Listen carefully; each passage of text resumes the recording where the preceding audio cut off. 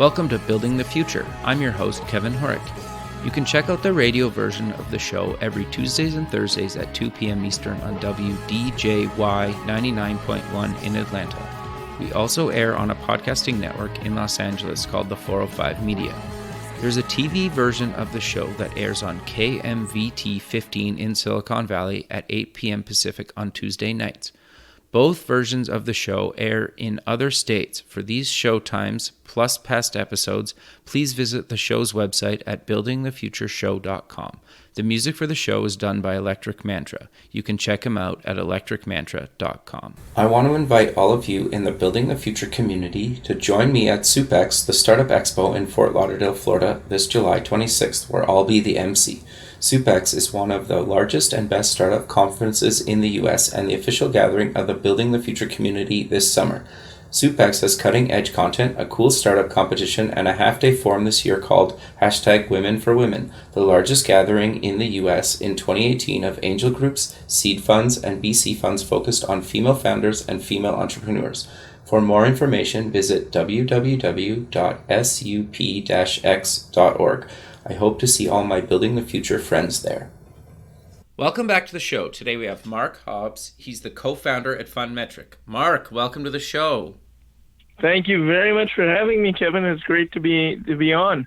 Yeah, I'm excited to have you on the show. I think what you guys are doing is actually really innovative and pretty cool. But maybe before we get into all that fun stuff, let's get to know you a little bit better and start off with where you grew up.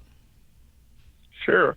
So I grew up in Regina, Saskatchewan. Okay. I was born and raised there, went to Sheldon Williams Collegiate until I was, I graduated from there and then came out to Dalhousie University in 2004 to do my undergrad in political science. What made you want to go there and why political science?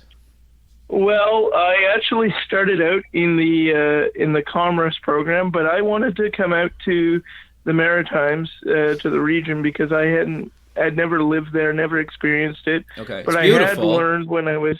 It's beautiful. It's a great place. I think it's one of the it's got a hidden advantage in that there's all types of talent that I don't think you'd recruit anywhere else in the country. Interesting. But because of the 6 universities here, and because of the intense willingness to make things happen that people have here, you can do some cool stuff. But anyway, I came out because I wanted to experience the Maritimes. I thought it would be 4 years of undergrad. Started out in commerce and did quite a heavily commerce-centric degree anyway, but graduated with political science because I started doing some work along voter ID and sort of preference and how people were working back then. It was new, it wasn't really known. Got elected to the student union as a vice president, and a friend of mine ended up selling advertising. Okay. And he grew that business, and that blew up from representing, I think, one student publication to 17 across southeastern Ontario in the first year. And I watched him do that, and as I was finishing up, he offered me a job, and we grew that advertising agency together. That led us ultimately to start, Fundmetric, which is more artificial intelligence and tech, and I'm sure we'll get into that. But sure. We started I started really just to get an undergrad degree. Always sort of was doing my own businesses on the side. Okay. What types of stuff, just out of curiosity? Like, when I was 16, 17, it was building computers, custom computers for people. Right. And I ran a bar out of my dorm room. That was quite profitable. Highly illegal, but quite profitable. I can imagine. $15 all you could drink. Oh, wow. Which actually taught me some valuable lessons about priorities and sort of made me a lot more serious about life. Okay. Because, of course, I didn't start these things to make money. I started these things because it was something to do on Friday nights, and initially it was just friends drinking. Yeah. But of course, it grew and grew and grew to hundreds of people coming in and out and whatnot. Wow. But it eventually got shut down by the authorities and the powers that be, and changed the way they write their residence contracts and train their residence assistants. But so you're kind of a legend, is what you're saying. Well, I wouldn't say that, because on the flip side, my academics really suffered. Okay. And I really had to take a step back and sort of look at it and say, okay, what's important? And the truth is, at the time, I didn't value academics, because I always kind of planned to run my own business and do my own thing. And, why do I need accounting? I can just hire accountants.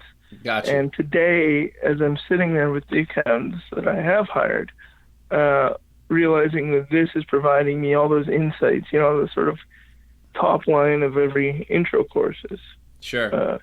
That they'll provide. Anyway, so, it's been a real journey, but it is sort of all connected back to starting first year university at Dalhousie. Sure. Interesting. So how did Fundmetric come to be, and why did you co-found it?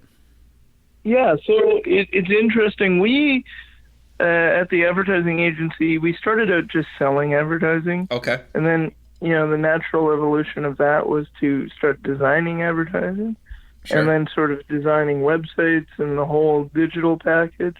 Yep. And we were right at the time when social media was coming online. Okay. So this, it was 2008, 2009. Sure.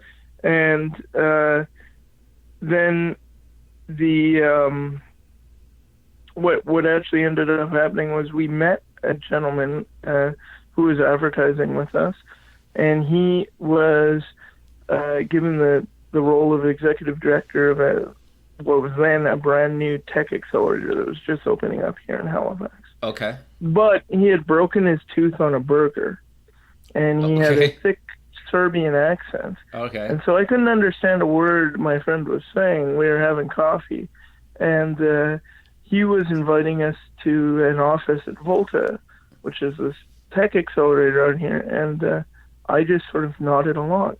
And 2 weeks later, he called me and said, well, you got to come select your office. We're setting up the building.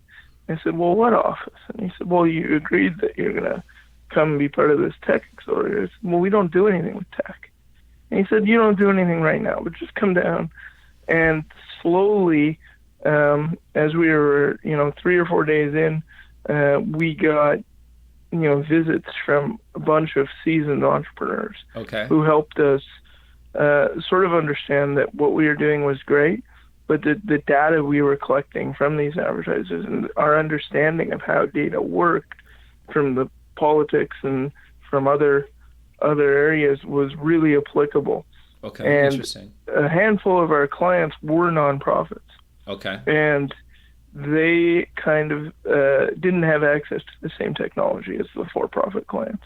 Sure. They didn't have predictive modeling.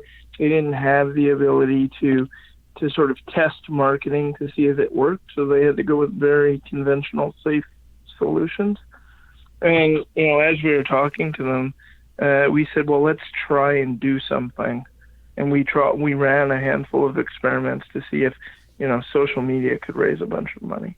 And if things like that, and those worked beautifully, and people were impressed at how little money it took to get the returns, and then it was a journey of productizing that and sort of coming up with the algorithms and recruiting the PhD in machine learning and building a team that could actually go out and execute this.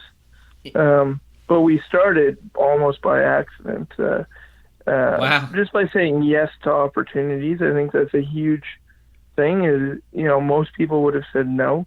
Sure. We have no idea what we're doing, and there's no reason for us to be here.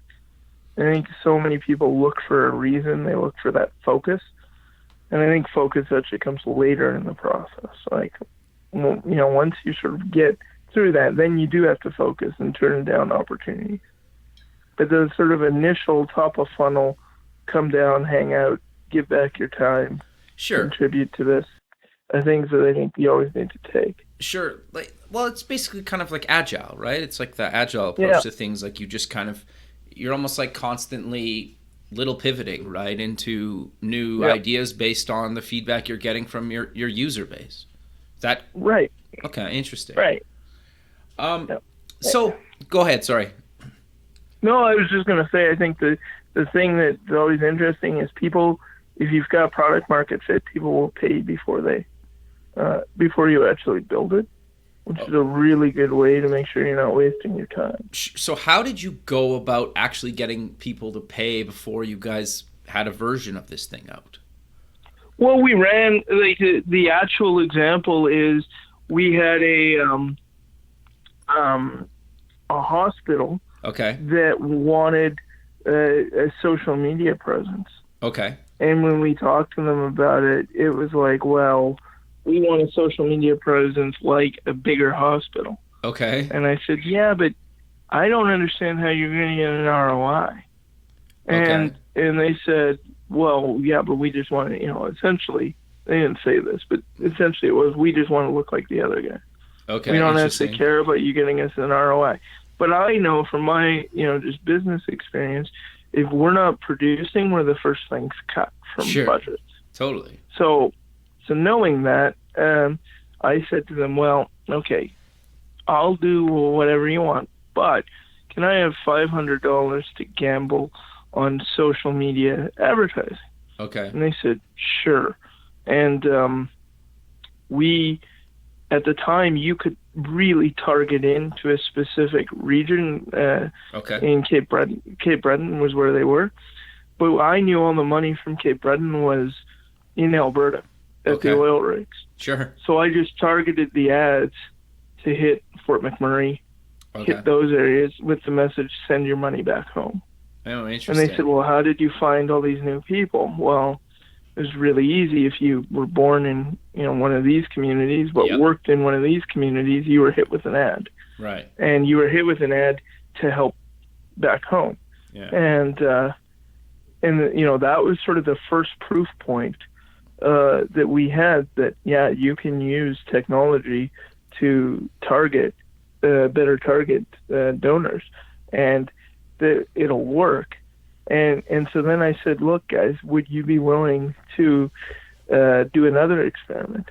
And slowly these experiments turned into, well, in order to do this at any type of scale, we're going to build a little tool.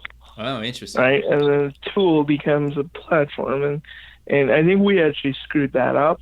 We can talk about that. But we got the first part of the experiment correct. I'm very confident that will work. And that, sort of the non-scalable version, but getting them to pay any amount of money based on results.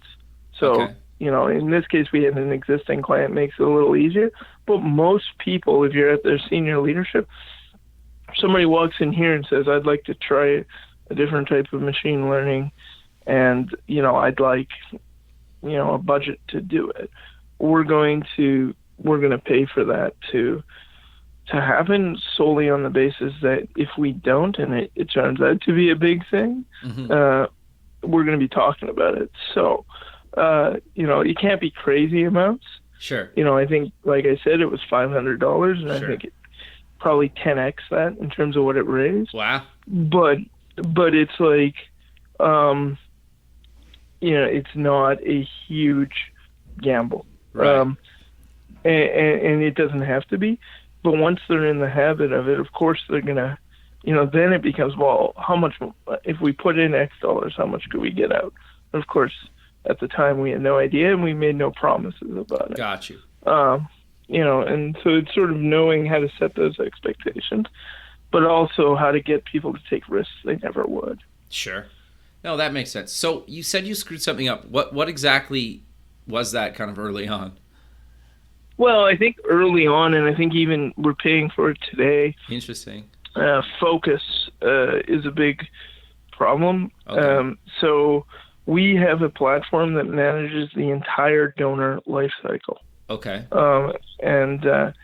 And so what Fundmetric does is it better targets you based on what you care about. Okay. And the way we figure out what you care about is if we're dealing with a hospital who does both research and, say, patient care. Okay. And we feed you a story on research and then a story on patient care. Okay. And you highly click on stuff about research. Mm-hmm. We're going to start streaming you all the breakthroughs that you made possible as a donor. Gotcha. And we're going to start testing, if we ask for $50 to fund 1 hour of lab time towards this project, are you more willing to do that? Or is it, $10 a month? What works? And as we get those segments down and people start engaging and sharing this content, we're then able to go back to the charity and say, based on what people are actually doing, here's the most efficient way you could raise more money, and here's where to spend it so that people actually care. And charities are desperate to make sure that they don't waste money. Right. They really care about their donors' money, and donors will often report, "Well, I wasn't told what that money ever did." And so Fundmetric solves that problem. You can't donate to our system, and you will get a report. You can't not be told what your impact was. Sure. But charities don't have the resources. They don't have the people to tell each, tens of thousands of people what's going on. Technology provides that opportunity to solve that, but it's always been used sort of backwards, in my opinion. So we're always sending emails. You're always getting emails. You're always getting letters asking for money. Mm-hmm. I think that you start at the other end. You start by explaining what you're doing and thanking people for their support. You'll get way more money that way. Interesting. So for people that haven't heard of Fundmetric, maybe if I'm a charity, kind of how do I set it up, and kind of walk me through how I use the product to actually raise money. Yeah. So, the first thing you're going to see when you log in to Fundmetric is the ability to get your current donor database into our system. Okay. And we take your existing data, and then through publicly available means and means that you have complete control over to choose how we do it, we will augment that data with projected wealth information and projected social media, or linked social media. Okay. And once we have that data, we have a series of predictive models and artificial neural networks that run over the system to basically tell us who's likely to become a major donor, who's likely to give money, who's in danger of stopping giving money, and things like that. And so you get these automatic segments, and that is combined with pre-made templates that are proven to best retain the donor or to best get them to upgrade. Okay. And we give you every week 30 minutes, somebody from our data science team sits down with you and goes over how these emails or these videos or these custom pieces of content are performing, what we need to do to optimize them. And that's really a break in the charitable software space. Right. Most people charge for their support. We're actually saying now data should be able to help you make better decisions, and you should understand. It should be as simple as Kevin is clicking on this email 6 times and opening it 12. So what is it? Somebody should maybe reach out to Kevin, see if he's interested in learning more. And then you can dedicate the resources if Kevin's coming back as somebody highly, likely to do it. And so we do both pieces, both the targeting and the automation, and then obviously summarize the results and provide that back to you and your leadership in a way that is so easy to digest.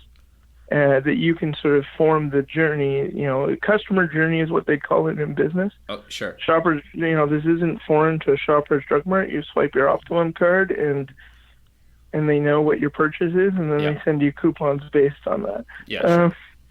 this sort of journey for charities has always sort of been invisible. Right. Why does somebody donate? Well, we don't know. Well, now you do. Interesting. Okay. And then how does it work for somebody that's donating? Do they have kind of somewhere they can log in as well, or no? No, we don't really have that yet. Okay. Our feeling on that is that we want the charity to be the brand. Sure. Yeah. So okay. we are completely, sort of linked in the background. The truth is, for most of our clients, you are on a Fundmetric page when you're actually making the secure donation. Right. But that's simply because we studied, people who have done this really well in terms of the digital pages, like Barack Obama. Sure.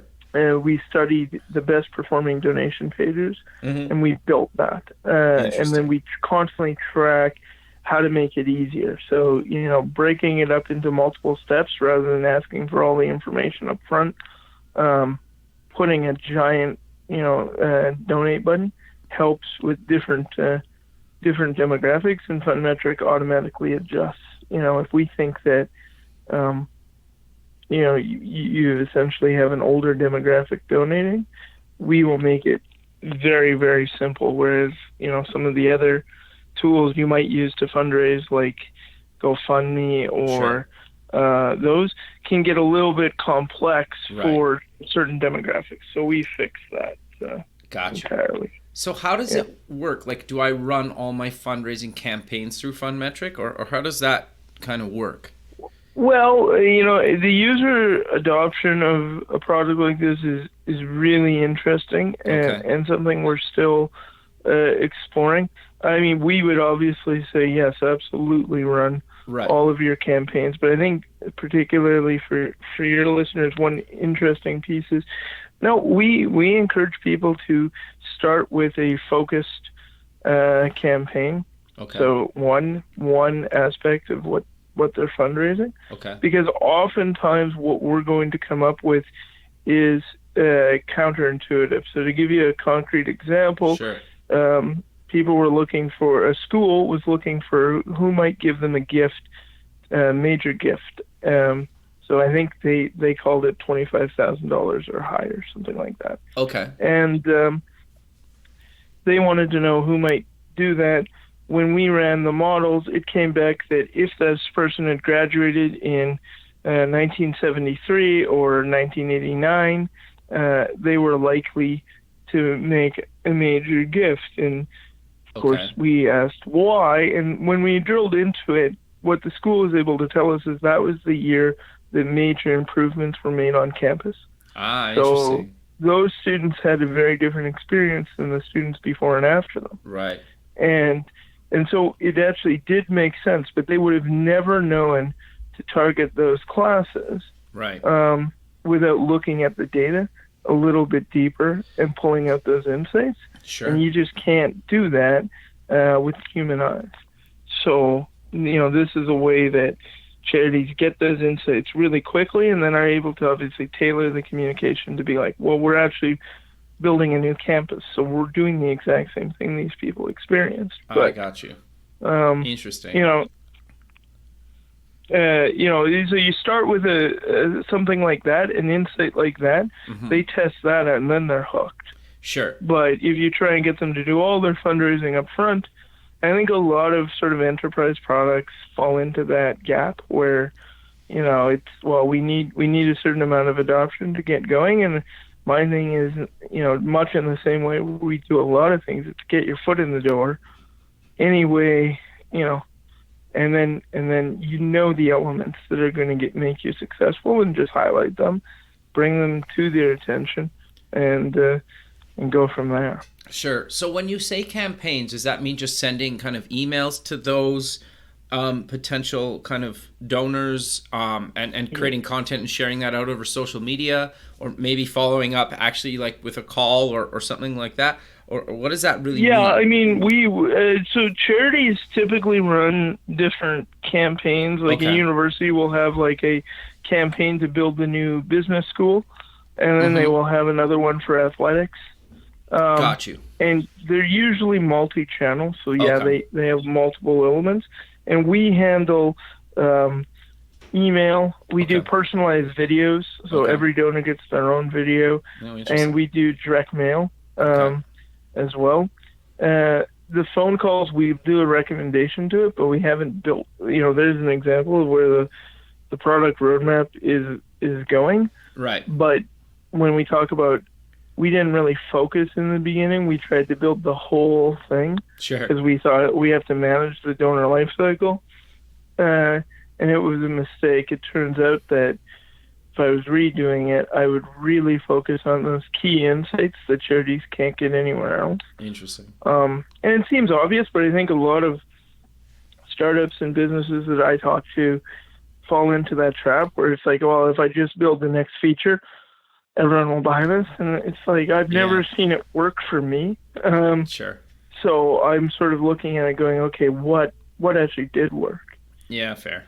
No, I think that's really good advice, actually. And I would agree. I've never seen that kind of where you're like chasing your tail, that if some potential customers, like if you build these 3 features, we'll sign up, and then you build those 3, and then they want 6 more. And it's just this endless cycle. It's, you know, So no, that's interesting. So I want to kind of step back for a second, because when you and I met, you told me like a really kind of inspiring story about kind of how you kind of maxed out your credit cards. Do you maybe want to talk about that and that story? Because I thought like that's probably something that, will resonate with the listener. And I remember, I was like, I always remember you because of that. Yeah, well, it's funny. So in the beginning, Fundmetric, nobody believed in it. We're in an incredibly crowded space. In other words, there's, a lot of businesses trying to help charities in different ways. Sure. We're in a space where the venture capital market says, well, charities have no money. That's their first reaction and a myth. But, and so we have a local accelerator here. Not the one that I got into, but another one that was rejecting me repeatedly. Okay. And I would go to them and say, why? What can I improve? All those things, and I'd get some general advice. Okay. And one day I woke up and I decided I'm going to go bigger.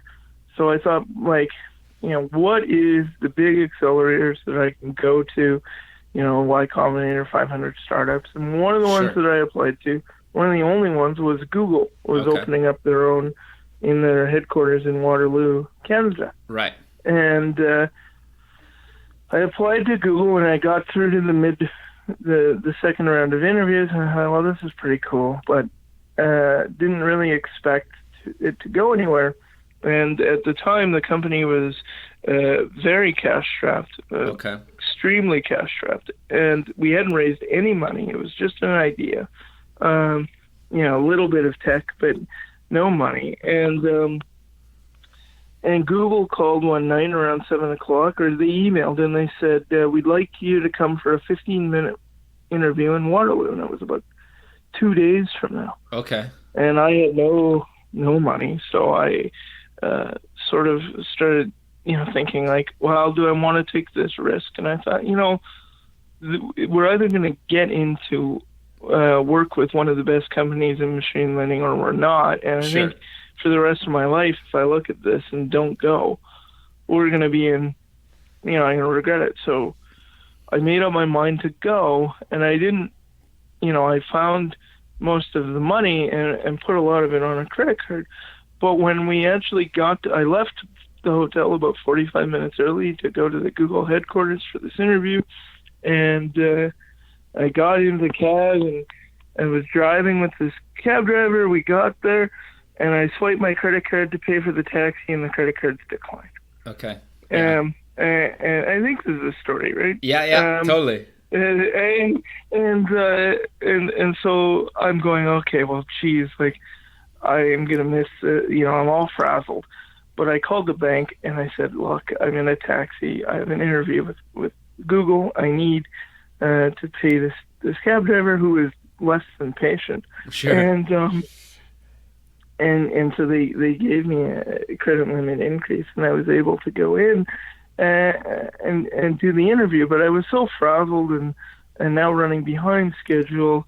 that I gave the worst interview I think I've ever given. Sure. And I got into, a pretty depressed state and decided that the best way to solve that was to go to East Side Mario's and eat unlimited bread and salad with very little use of utensils.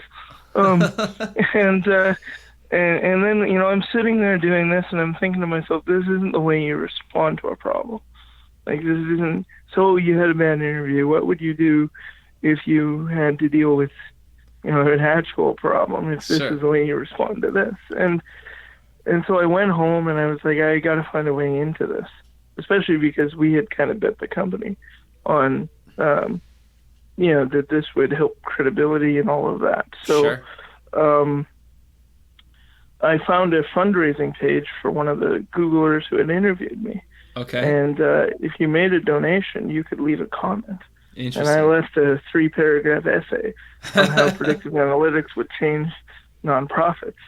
And got a call a couple days later from saying, "You really want into this, don't you?" I said, yes, I do. But that's how we got to work with Google for 6 months. And that's amazing, man.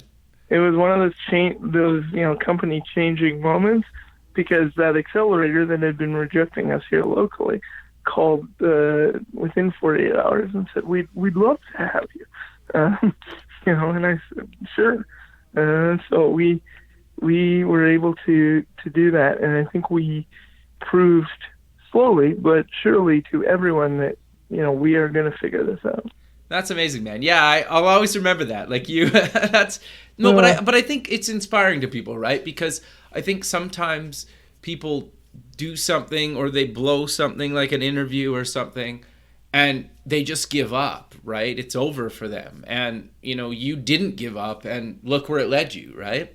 No, you can't give up. I mean, you could always find a different way to do something. I think people get confused. Sure. But, if your dream is to own a business, or if your dream is to do something, there's a way. And, it may not be the time, and you got to recognize reality. Sure. I think there's a giant misconception that not giving up is just denying reality, and there's an element of thinking that has to go into it of, I'm not going to accept this as the outcome. Sure. But there is also the very stark reality. You run out of cash. Right. You face challenges that people don't talk about. In a lot of the big startups that I know, the CEOs that I know, will behind closed doors talk about them. Sure. But I think we need to get out there, because I think there's also a mental mental health, maybe mental health's not the right word, but a mental aspect to this, where people think, oh, well, the person who's ahead of me in their journey or in their path in life doesn't have the same problems I do. And when I look at it, it's all sort of universal. Sure. Doesn't matter how high I go. Yeah. It's definitely stages. Today, I don't have the problem that I had 5 years ago, but they're bigger, and they're actually harder. You just get used to the difficulty. No, I 100% agree with you. I think that's actually really good advice. So I'm curious, though, how do you guys monetize the platform, or are you guys monetizing the platform yet? Yeah, so we sell Fundmetric as a annual license. Okay. So you pay an annual fee for unlimited users, unlimited usage. Okay. We don't charge you per donation, and we probably never will, simply because we want all the money to go towards the charitable causes. Right. We may, to make it more affordable, we may charge per interaction. For some of the smaller clients. I think long term, that's the vision, is that this should be free to use for anybody. And then, every time somebody gets value, every time a donor gets value by reading a report or using some of the generated content, then, we'll have a per transaction or a per impression style I got you. model there. That's long term, but right now it's just a straight fee. Okay. What is that fee? Or does it depend on size? Well, it ranges on the size of your charity. Okay. But generally, it's about $40,000 US per year. Okay. No, that's interesting. Okay, so I'm curious then, we talked about this a little bit earlier about kind of actually building a real business, right? And you guys obviously are doing that, and I think partly why I want to talk to you about that is because you guys are doing it, and you guys raised some money, correct? Yeah, we've raised just over $1 million in the last 5 years. So, but most of our money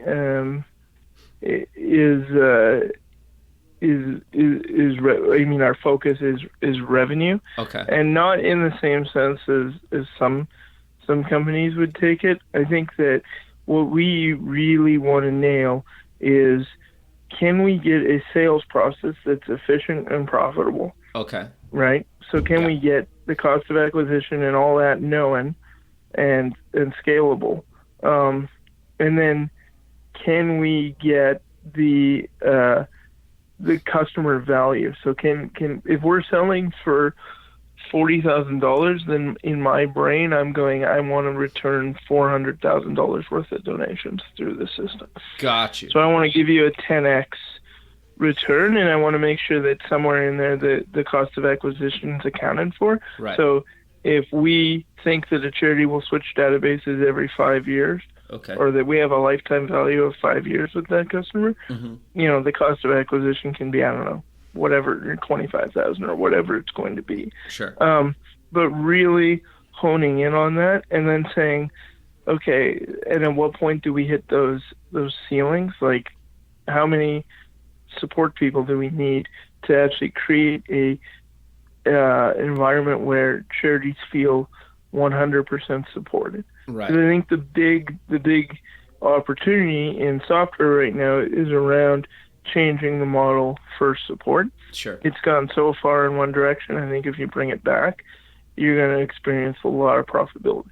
But that is a bet that doesn't sit so well with venture capitalists when they look at cost of acquisition. Sure. Anytime you're doing something that's not as scalable as you sign up for the software and then we get the reoccurring revenue, you're going to have a proven thesis.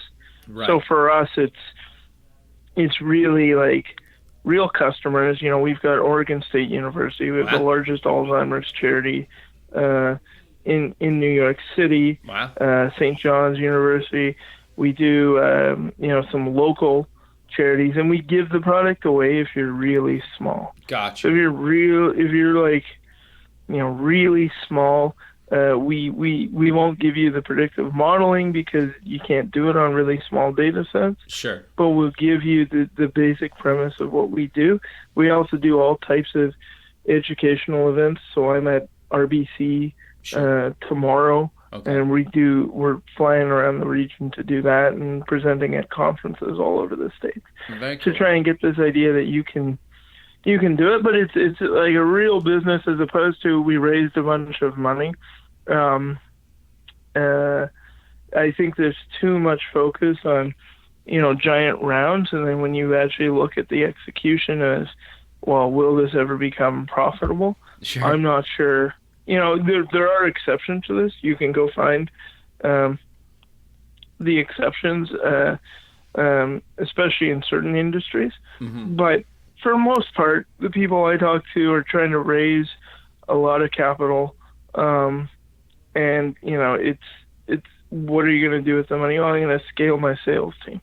And it's like, well, why don't you get a sales team and then get money to support them? Because I think that's a much more compelling case. Interesting. If you're going to do that, and people are like, well, I can't get anyone to sell if I can't pay them. And I said, well, all the salespeople I've met that are any good almost start selling for you out of habit, right? Like sure. It's almost a compulsive thing that if you pitch them something and say like, well, who do you think would be interested? they start doing the introductions, and if you bring them to that meeting, if you say, come with me, you get some really interesting feedback in terms of how they position it. And we are fortunate enough to get, the head guy for sales in our region for IBM to come help us. And how did you get him? Did you reach out to him? So back when I was 16, I was involved in a program called Junior Team Canada, which is actually what made me want to see Canada. Sure. They take young people on economic trade missions representing companies. Sure. And he had hired me to do a small website. Okay. And he was a little bit older than me, but he was he had hired me to do this website, and I had said, well, why don't you come out to this Junior Team Canada regional workshop? He came out to that, and years later, he became the head of sales. Wow. And so I happened to know him. Very cool.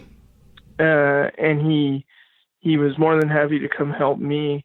So there's a whole bunch of stories like that where you just sort of, the connections aren't obvious, but they are there if you look, and I think that's true for most people, but they won't ask. The other thing is, half the time we just try and do the most extreme thing. I think the Google thing is a good example of that. Sure. If you're not, it's not a closed universe, and if you're not getting the reaction you want from certain people, and you truly believe it's something the market needs, then maybe you have to look outside of what's going on in Atlantic Canada. And that's how we got into New York. It was like, well, people said we're never going to sell to New York-based charities. It's sort of the NHL of the charitable space, if you can make it happen there. So, it was a plane ticket and a hotel room. Yeah. And it was a very bad hotel room. But it was... Nobody knows that, though, right? Nobody knows that. And that was, the second time it was a better hotel room. Mm-hmm. And the staff member who actually came with me, we learned a lot about each other in terms of like how we're going to work together. That strengthened the company. Sure. And so it wasn't just, going and proving people wrong. That's not as important. Sure. But actually proving it to yourself, going, you know what, if this is the biggest challenge, let's tackle that first. Sure. Then we'll get to all the small stuff everyone else is worried about. Sure. Well, and I also think, too, is a lot of people, especially successful people, feel like if they believe something or they see somebody else coming up that's passionate about what they're doing, they're way more likely to help if you reach out to them and you genuinely aren't trying to, like, if you're genuinely knowledgeable and you're passionate about it, they probably had somebody or many people take a chance on them when they were coming up, right? And I think a lot of people try to pay that backwards and help people that are coming up. And I think that's basically what happened with your Google story is like, they're like, this guy won't give up. Let's just like hear him out, right? And let him in, right? And I think you mentioned to me before that you have some other kind of big name investors that obviously believe in the company because they gave you guys money. Do you maybe want to kind of mention some of the other people and kind of how you got them involved? Yeah.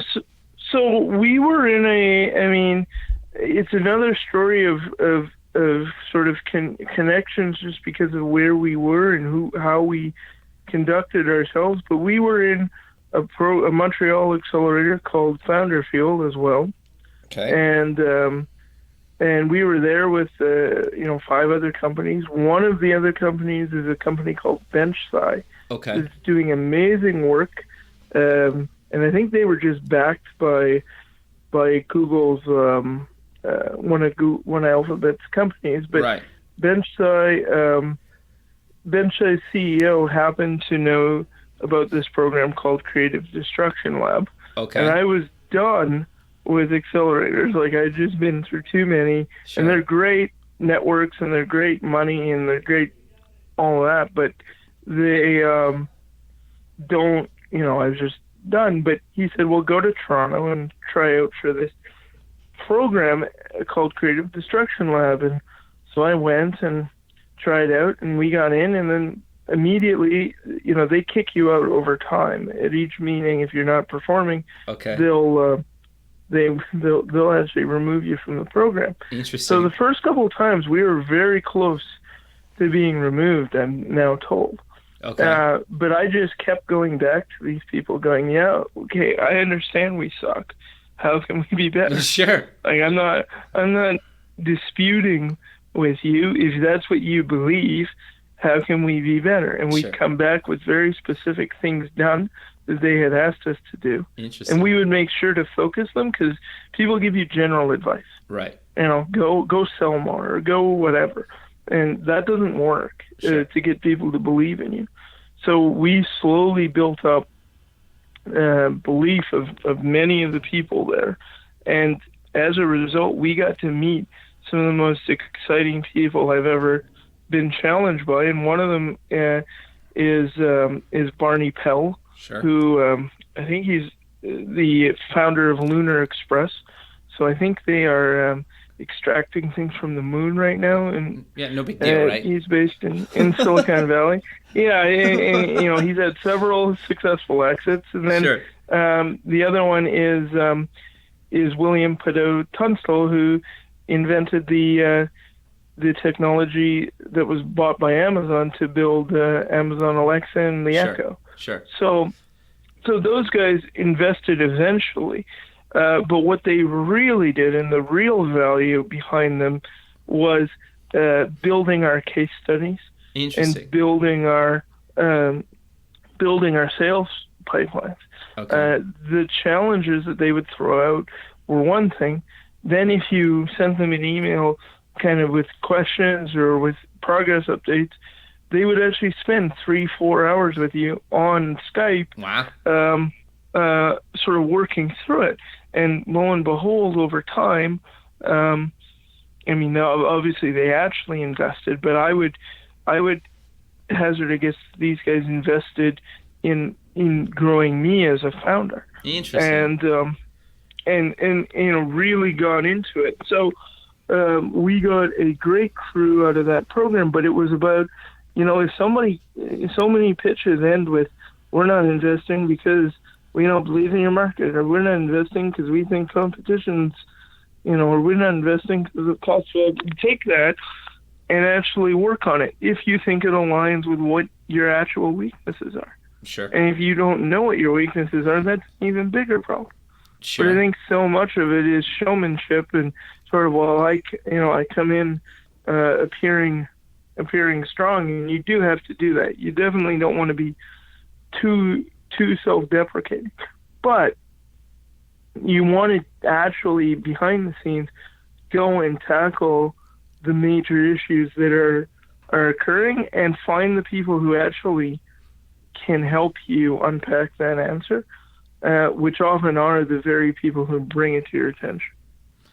Interesting. No, I love that. So I'm curious then, we're kind of coming to the end of the show. You've been doing this for a number of years now. Is there any other kind of advice you would give people kind of either looking to start out or kind of going through it that you've learned over the years that, you're like, oh, I really wish I would have known this? I mean, the two things for me are get yourself a good group of advisors. Okay.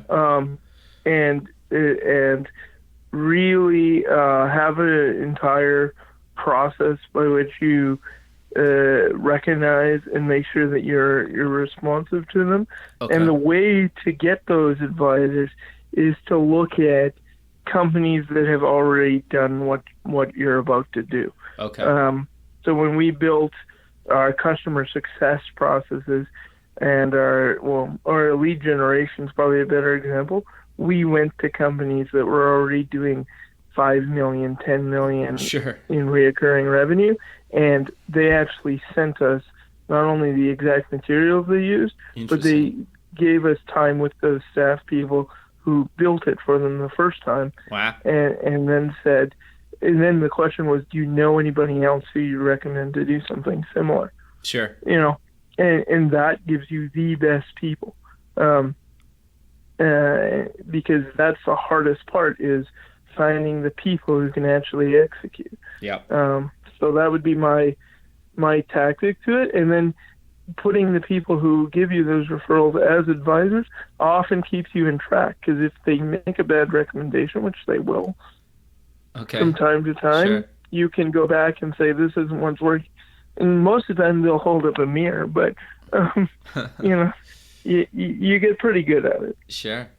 No, I think that's really good advice, man. And just, you're right. Like, once you meet one and they recommend somebody else, it usually kind of snowballs, right? I've had a few people on the show that have kind of said similar kind of things. It's like, well, how did you get this advisor? It's like, well, he was friends with this other advisor we got.